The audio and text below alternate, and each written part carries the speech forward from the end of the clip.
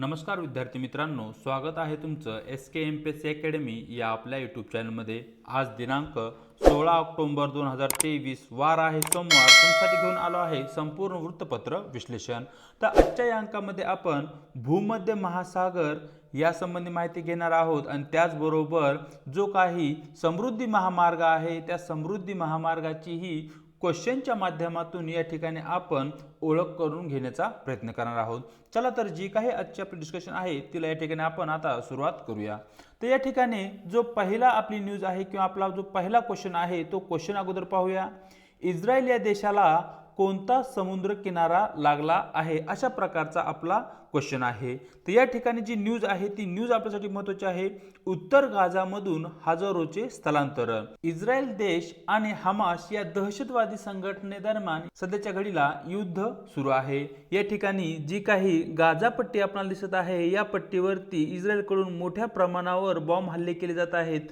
परिणामी या ठिकाणी मोठ्या प्रमाणावर सामान्य नागरिकांचाही मृत्यू झाला आहे आणि त्याचबरोबर आर्थिक आणि वित्त जी हानी आहे तीही खूप मोठ्या प्रमाणावर आहे।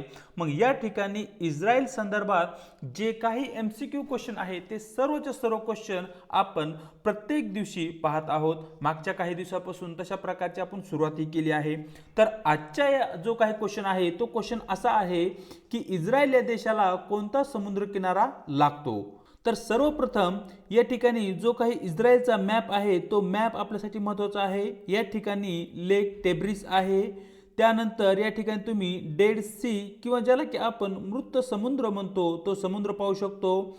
डेड सी आणि जो काही लेक टेब्रिस आहे यांना जोडणारी जी काही नदी आहे ती आहे जॉर्डन। या नदीविषयी तुम्हाला माहिती असणं आवश्यक आहे। वेस्ट बँक हा जो शॅडो केलेला एरिया आहे तो पूर्णच्या पूर्ण वेस्ट बँक म्हणून ओळखला जातो। त्याचबरोबर या ठिकाणी गोलन हाईट नावाचा जो काही एरिया आहे तोही आपल्यासाठी महत्त्वाचा आहे। त्याचप्रमाणे दक्षिणेला गल्फ ऑफ अकबा हाही या ठिकाणी तुम्हाला माहिती असणं आवश्यक आहे।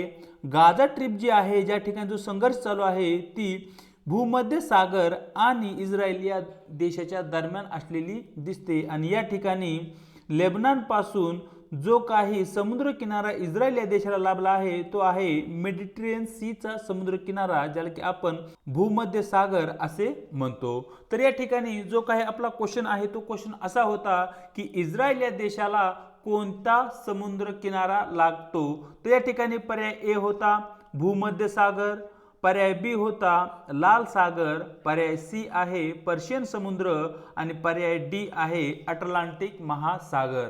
तर या ठिकाणी मित्रांनो तुम्ही पाहू शकताय जो काही मेडिटेरियन सी आहे ज्याला की आपण भूमध्य सागर म्हणतो त्या सागराचा किनारा या ठिकाणी इस्रायल या देशाला लागून आहे। तर या ठिकाणी आपलं योग्य उत्तर राहील पर्याय क्रमांक ए, भूमध्य सागरचा किनारा या ठिकाणी इस्रायल या देशाला लागून आहे। पुढे चलूया। पुढे समृद्धी महामार्गाविषयी आपण चर्चा करणार आहोत। सर्वप्रथम जी न्यूज आहे ती न्यूज या ठिकाणी आपल्यासाठी महत्त्वाची आहे। समृद्धीवर अपघातात 12 ठार। जो काही समृद्धी महामार्ग कार्यान्वित झाला आहे, सुरुवात झाली आहे 2022 पासून, तेव्हापासून या महामार्गावर मोठ्या प्रमाणावर अपघात होत आहे इतर महामार्गाशी तुलना करता। याचे खूप सारे रिझन्सही सांगण्यात आले, त्यावर सर्वेही झाले, परंतु जे काही अपघाताचं प्रमाण आहे ते म्हणावं त्या प्रमाणात आणखीही कमी झालेलं नाहीये। मग या ठिकाणी जो समृद्धी महामार्ग आहे त्या महामार्गाविषयी आपल्याला माहिती असणं आवश्यक आहे आणि त्याचबरोबर जो काही प्रश्न आहे तो प्रश्नही या ठिकाणी आपल्यासाठी महत्त्वाचा आहे। या ठिकाणी संभाव्य प्रश्न असा असू शकतो, समृद्धी महामार्गासंदर्भात खालील विधाने विचारात घ्या। खाली काही विधाने दिली आहेत, त्या ठिकाणी जी समृद्धी महामार्गासंदर्भात आहे ती तुम्हाला या ठिकाणी विचारात घ्यायची आहेत। तर या ठिकाणी जे पहिले विधान आहे ते असे आहे, समृद्धी महामार्गाची एकूण लांबी 801 किलोमीटर आहे। विधान 2, समृद्धी महामार्ग महाराष्ट्राची राजधानी व उपराजधानी यांना जोडतो। विधान क्रमांक 3, वाढते अपघाताचे प्रमाण ही समृद्धी महामार्गावरील एक प्रमुख समस्या बनली आहे। तर अशा प्रकारची ही 3 विधाने आहेत। अगोदर आपण समृद्धी महामार्गाविषयी माहिती घेऊया आणि त्यानंतर जो आपला क्वेश्चन आहे त्याला या ठिकाणी सोडवण्याचा प्रयत्न करूया। त्या ठिकाणी जो समृद्धी महामार्ग आहे त्याचं उद्घाटन पंतप्रधान नरेंद्र मोदी यांनी 11 डिसेंबर 2022 रोजी केले होते। जो काही पहिला टप्पा आहे जो की नागपूर ते शिर्डी दरम्यान आहे, त्या पहिल्या टप्प्याचं उद्घाटन या ठिकाणी पंतप्रधान नरेंद्र मोदी यांनी केलं होतं, ज्याची की एकूण लांबी 520 किलोमीटर होती। या ठिकाणी जो काही समृद्धी महामार्ग आहे त्याचं जे अधिकृत नाव आहे ते अधिकृत नाव ही तुम्हाला या ठिकाणी माहिती असलं पाहिजे। शिवसेनेचे संस्थापक हिंदू हृदय सम्राट बाळासाहेब ठाकरे महाराष्ट्र समृद्धी महामार्ग अशा प्रकारचे नामकरण या ठिकाणी समृद्धी महामार्गाचे करण्यात आले आहे, ज्याला की Nagpur Mumbai super communication expressway किंवा महासंपर्क द्रुतगती महामार्ग याही नावाने ओळखतात। ही जी दोन नावे आहेत ती तुम्हाला मुखपाठ असली पाहिजेत किंवा तुम्ही एखाद्या नोटवर तुमच्या नोट डाऊन करूनही घेऊ शकताय। पाहूया पुढच्या स्लाइडमध्ये इन डिटेलमध्ये समृद्धी महामार्गाविषयी माहिती। तर या ठिकाणी जो काही समृद्धी महामार्ग आहे त्याची जी ठळक मुद्दे आहेत किंवा वैशिष्ट्ये आहेत त्यांची माहिती घेऊया। जो काही समृद्धी महामार्ग आहे त्याची एकूण जी लांबी आहे ती 701 किलोमीटर आहे। सर्वाधिक महत्त्वाचा या ठिकाणी आपल्यासाठी पॉईंट आहे। रस्त्याची जी काही रुंदी आहे ती 120 मीटर आहे। या महामार्गावर 3+3 अशा 3 मार्गिका आहेत। एका साईडला 3 मार्गिका आणि दुसऱ्या साईडला 3 मार्गिका अशा प्रकारचे एकूण 6 मार्गिका या समृद्धी महामार्गावर आपण पाहू शकतो। या ठिकाणी वाहनाचा जो काही प्रस्तावित वेग आहे तो 150 किलोमीटर प्रति तास ठेवण्यात आला आहे। इंटरचेंजेस या ठिकाणी 25 म्हणजे 25 ठेवण्यात आले आहेत। आता इंटरचेंजेस म्हणजे काय? हा जो महामार्ग आहे या महामार्गावरती तुम्ही एका विशिष्ट ठिकाणावरूनच या ठिकाणी प्रवेश करू शकताय किंवा एका विशिष्ट ठिकाणावरूनच या महामार्गावरून तुम्ही एक्झिट करू शकताय। मग अशा प्रकारे या 701 किलोमीटरच्या महामार्गावर अशा प्रकारचे 25 इंटरचेंजेस तुम्हाला देण्यात आले आहेत। एकदा का तुम्ही या महामार्गावर एंटर केली की एका ठराविक ठिकाणानंतरच तुम्ही या ठिकाणी एक्झिट करू शकताय। मध्ये कुठेही तुम्हाला एक्झिट करण्यासाठी तशा प्रकारची सुविधा उपलब्ध करण्यात आली नाहीये। मग यासारखे जे काही इंटरचेंजेस आहेत ते या महामार्गावर एकूण 25 आहेत। या महामार्गावर बोगद्यांची जी काही संख्या आहे ती 6 आहे आणि रेल्वे ओव्हरब्रिजची संख्या या ठिकाणी 8 करण्यात आलेली आहे। समृद्धी महामार्गाची जी काही वैशिष्ट्ये आहेत ती वैशिष्ट्ये म्हणजे एकूण 120 मीटर रुंदीचा 6 पदरी हा द्रुतगती महामार्ग आहे, हे तुम्हाला माहिती असलं पाहिजे, जो की 10 जिल्हे 26 तालुके आणि आसपासच्या 392 गावांना हा महामार्ग जोडण्याचं कार्य करतो।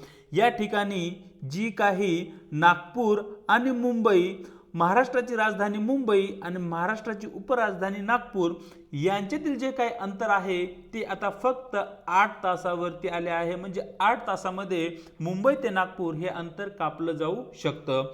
महामार्गालगत 19 कृषी समृद्धी केंद्राची निर्मिती करण्यात आली आहे आणि विशेष बाब म्हणजे भारतातील सर्वात मोठ्या ग्रीन फील्ड असलेल्या समृद्धी महामार्गाच्या दोन्ही बाजूला सुमारे 11,31,000 वृक्षांची लागवड या ठिकाणी केली जाणार आहे।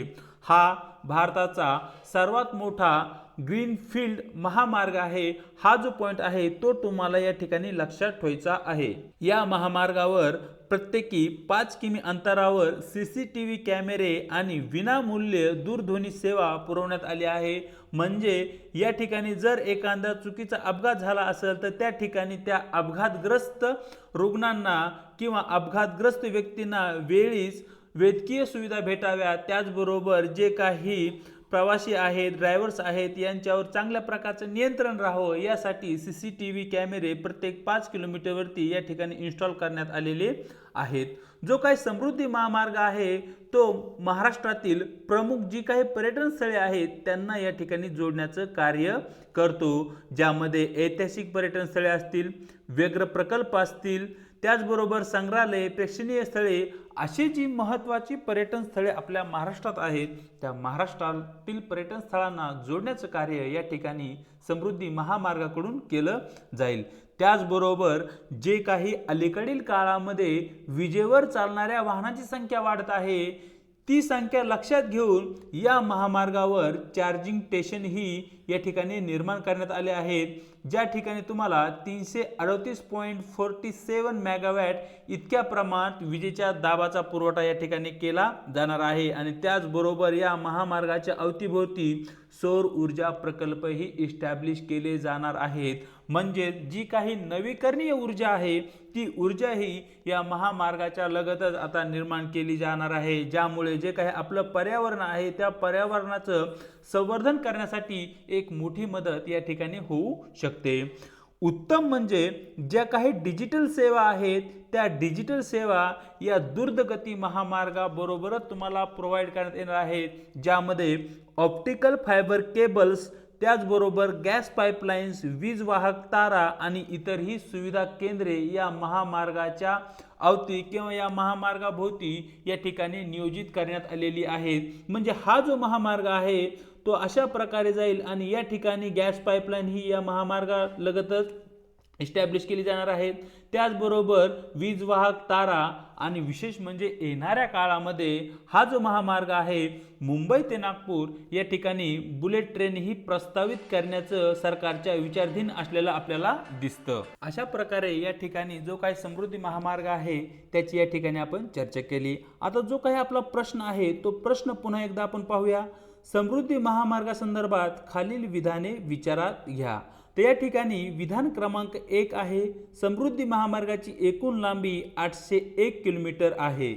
अगदी चूक विधान आहे, कारण जो काही समृद्धी महामार्ग आहे त्याची एकूण लांबी 701 किलोमीटर आहे, म्हणजेच विधान क्रमांक 1 हे चूक आहे।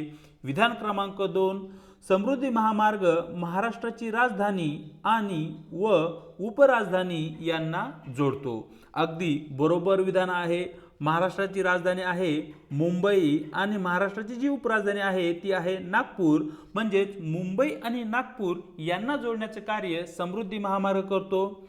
विधान क्रमांक 3, वाढते अपघाताचे प्रमाण ही समृद्धी महामार्गावरील एक प्रमुख समस्या बनली आहे। अगदी बरोबर विधान आहे। या महामार्गावरती अलीकडच्या काळात खूप मोठ्या प्रमाणावर अपघात होत आहेत आणि यामध्ये जे अपघाताचे प्रमाण आहे ते विविध आहेत।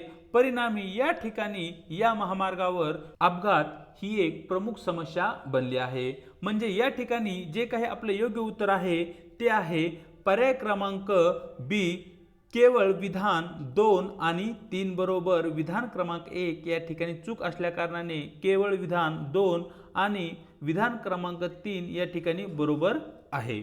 तर अशा प्रकारे मित्रांनो जे काही आपलं दिनांक 16 ऑक्टोबरचे वृत्तपत्र डिस्कशन होतं तेही या ठिकाणी केलं आहे। या ठिकाणी आपण मल्टिपल चॉईस क्वेश्चनच्या माध्यमातून या ठिकाणी न्यूजपेपरचं डिस्कशन करत आहोत, जी की एक चांगली बाब आहे। या ठिकाणी जर व्हिडिओ तुम्हाला आवडला असेल तर व्हिडिओला लाईक करायचे, व्हिडिओ संबंधी तुम्हाला काय वाटतं हे कमेंट बॉक्समध्ये कळवायचे, आपल्या व्हिडिओला आपल्या मित्रांसोबत शेअर करायचे आणि त्याचबरोबर या ठिकाणी आपल्या यूट्यूब चॅनलला न विसरता सबस्क्राईब ही करायचं आहे। व्हिडिओच्या डिस्क्रिप्शन बॉक्समध्ये आपल्या टेलिग्राम चॅनलची लिंक देण्यात आली आहे, त्या ठिकाणी आपल्या चॅनलचे टेलिग्राम चॅनल तुम्ही जॉईन ही करू शकताय। आज इथेच थांबतो, भेटूया एका नवीन व्हिडिओ सोबत।